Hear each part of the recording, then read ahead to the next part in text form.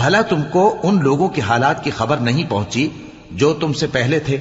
یعنی نوح اور عاد اور سمود کی قوم اور جو ان کے بعد تھے، جن کا علم اللہ کے سوا کسی کو نہیں۔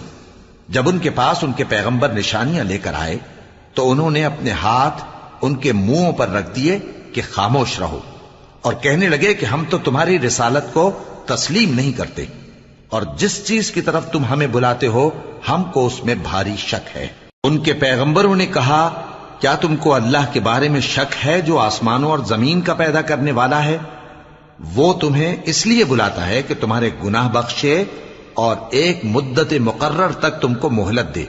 وہ بولے